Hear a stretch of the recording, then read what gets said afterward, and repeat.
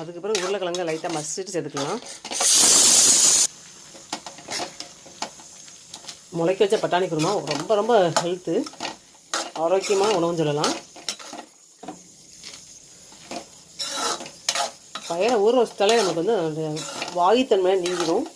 பச்சை பட்டாணி வாயுன்னு நினைக்கலாம், ஆனால் ஊற வைக்கும்போது அந்த தண்ணியிலே தண்ணியிலே வந்து அந்த வாய்க்கெல்லாம் வெளியேறிடும்.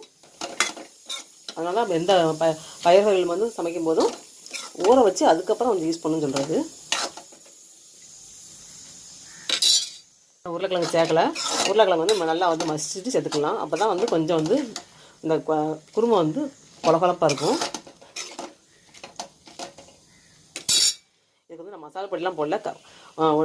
போட்டிருக்க வந்து ஸ்பைசி ஐட்டம் தான் போட்டிருக்கேன். என்ன போட்டிருக்கேன்னா அன்னாசிப்பும் கிராம்பும் வந்து நுணுக்கி போட்டிருக்கேன், பட்டை சோம்பு போட்டிருக்கேன், அவ்வளோதான்.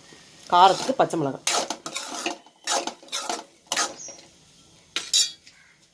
உருளைக்கிழங்க நல்லா வந்து மசிச்சு விட்டுக்கலாம், கரண்டியாலே வந்து நசுக்கி விட்டுடலாம். பட்டாணியோடு சேர்த்து வந்து உருளைக்கிழங்கு மசிச்சு விட்டோன்னா பச்சை பட்டாணியும் வந்து குழஞ்சிரும். அதனால தான் உருளைக்கிழங்கு வந்து தனியாக எடுத்து அப்படி மசிச்சுட்ருக்கேன். மசித்த உருளைக்கிழங்கு சேர்த்துடலாம்.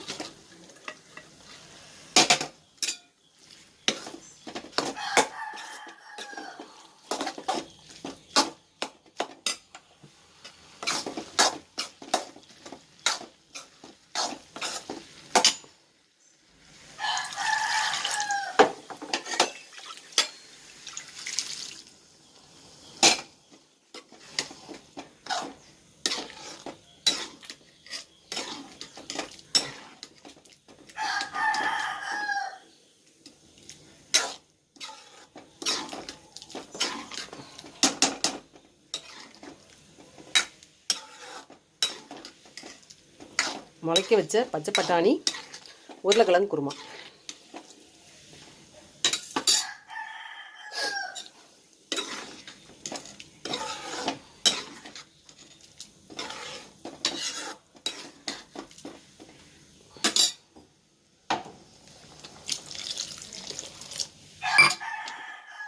தண்ணீர் இவ்வளோ சேர்க்குறேன், ஆனால் வந்து சூடுலாம் இறக்கி வச்சு ஆறும்போது இன்னும் கொஞ்சம் வந்து கொஞ்சம் கெட்டி தன்மையாகும். அதனால கொஞ்சம் தண்ணி கொஞ்சம் சேர்த்துருக்கேன்.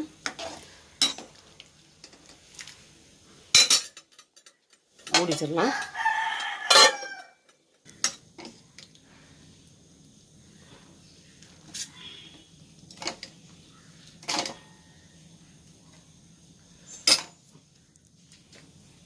முளைக்க வச்ச பச்சை பட்டாணி குருமா